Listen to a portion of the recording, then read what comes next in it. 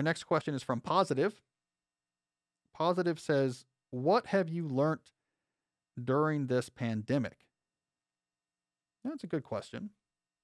I've definitely learned some lessons.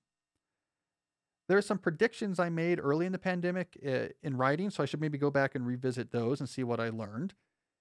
So I made a prediction early in the pandemic. This was in GQ, I believe.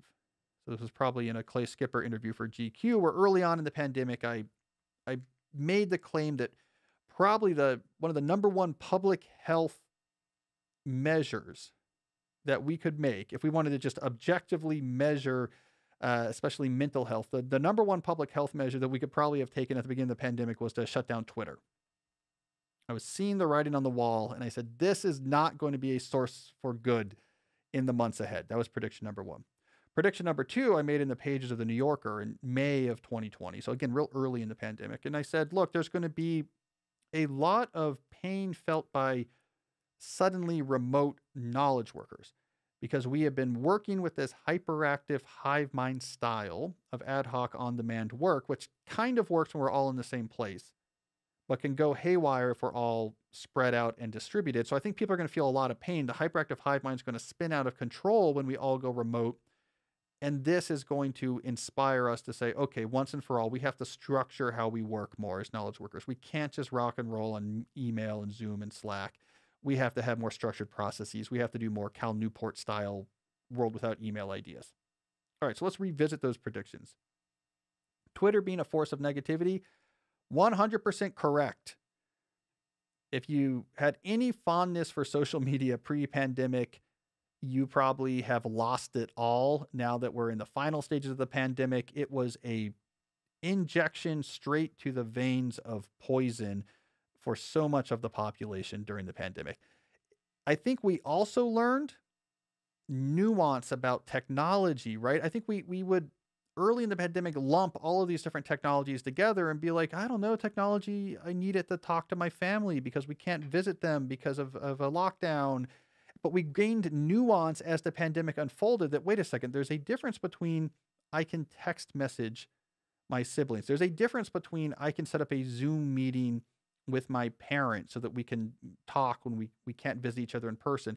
There's a difference between that and I'm having a drag out fight on Twitter with someone I've never met in Alabama and I'm literally shaking with rage. You know, there's a difference between Twitter and texting. There's a difference between Facebook and Zooming. There's communicating with digital technology, thumbs up. We loved that during the pandemic. We were glad we have it. And there's social media platforms, thumbs down. I think it made us all into maniacs. So I think that prediction was right. Social media became much more poisonous, and we realized we can embrace digital communication without having to embrace yelling at people over Twitter windows. All right, so that was a good prediction. Second prediction, I was kind of wrong. I was right in the first part. I was right about the part that the remote work was going to spiral out of control because we have no structure on how we work, and going remote is going to make it worse. That was right. It did spiral out of control.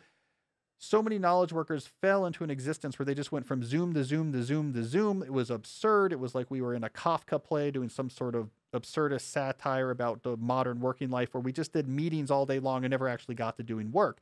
I was wrong about the second piece of that prediction, which was, and this will lead us to make major changes in how we work.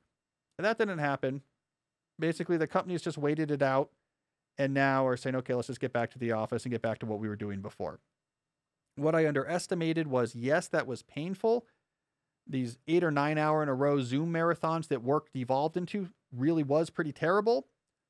But there's lots of terrible things going on last year. So we were willing the pain of this one thing. We just chalked up to everything stinks in a pandemic year. Everything's terrible. We're used to things being terrible. So it didn't motivate us to take action. So I was wrong about that. So that's one thing I learned. Moving away from these type of tech or work predictions, I think there's a bigger picture message that I came to grips with during the pandemic that's probably more important in the long term. And I think a lot of people encountered this message as well, which is the value of slowness. So the disruption for knowledge workers, for what they would call non-essential workers, who said, great, I guess I'm just at home and I'm doing some Zoom and I'm not commuting to the work and I'm not traveling. There's a certain level of busyness that disappeared. There's a much bigger injection of just, I'm here now, I'm home. For some god awful reason, my kids are here too. They're not in school. And it was a different type of lifestyle that we were being exposed to. And a lot of people were extracting out of that disruption that there's value. There is appeal in the human condition to slowing things down, spending more time with people that you are close to, spending more time just walking those same trails in your neighborhood because there's nowhere else to go, talking to your neighbors over the fence or long periods of time, because what else are you going to do in the afternoon in March of 2020? And of course, the right answer to that question is drink. But you could drink and talk to your neighbors over the fence and spend time with your kids.